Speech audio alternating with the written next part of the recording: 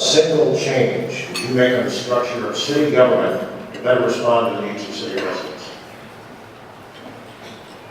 Well, I think the first change that has to take place is the actual building of relationships between the mayor's office and all the city departments and city employees.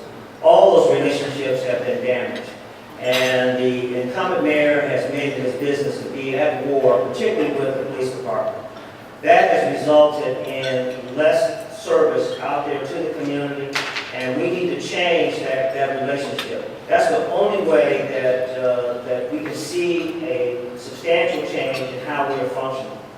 I think secondly, and I talked about the restructuring of the Economic Development Department to be more service-oriented and out there touching and being in contact with our small and medium-sized businesses. I think that's critical. That's not to say that I won't do travel, and that's not to say that the Economic Development Department won't do some travel. But what I am saying is the priorities are wrong, and we need to shift back toward where the majority of our jobs is and where the opportunity to create and keep jobs is, and that is here locally. That's what we have to do and what we have to accomplish. I will meet with regularly representatives from the unions, and we will have the kind of relationship where together we can address the concerns and issues that are facing the citizens of Akron. This conflict, all of this has to change and it has to stop because it is costing citizens in this process. Thank you. Mayor Priscilla? So I understand the question. I'm allowed to dream, as I do all the time, only without worrying about how to pay for everything. The dream would be to offer every child in this community the education that he or she needs to compete.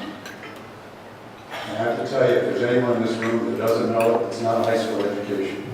It's at least a couple of years of technology training. It's at least a couple of years of learning a trade, become an electrician. By the way, my brother-in-law, somehow she married some guy from Canton. But he became an electrician. He makes more money than I do. There's nothing wrong with being a tradesman and learning how to fix something, do something, wire a house, plumb a house. We're doing that, by the way, in our high schools right now. But this local marketplace that the state has correctly identified, every single child in this community should have the level of education that adults know that it requires. That's what I would do if I had a chance to be just shooting off my mouth, running without worrying about how to pay for it. I just say that and say that's what we should do, Larry. And when I'm mayor, I'm going to do it and make those promises. But it's a difficult one to come up with how to pay for that, and I understand that nobody wants to pay taxes. But our forefathers understood that we needed a level of education, and they stepped forward under threat of being lynched. But we need to give every child the level of education because, honest to God, there are jobs out there going unfilled because we don't have people trained for those jobs. Ms. Davis? I like the old saying, without a vision, the people perish. And like I said, we're on course here. We have a vision. But I think with Mayor Priscilla, one thing that I would say that in the city, under your leadership, we do need more transparency. If the people have the transparency to understand what the strategies are, what it's costing for those strategies, then maybe somehow we can begin to build better relationships when they understand and we can articulate why they're doing A, B, or C.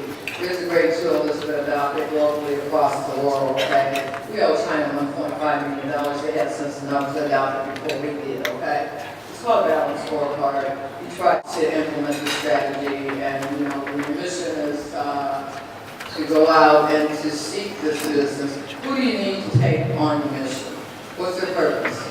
You know, if they don't have a purpose, I don't care if you got to pay for your own way, okay? That's all I can say. But it allows you and allows me as an individual to understand where the city's at, what's the strategy, what's the goals, what the objectives, and how we're going to get there. And then it allows me to go downtown and to question my city leaders if I don't understand or if I need more information. So I think a biannual balanced scorecard posted on the city website would be an excellent tool to begin on time.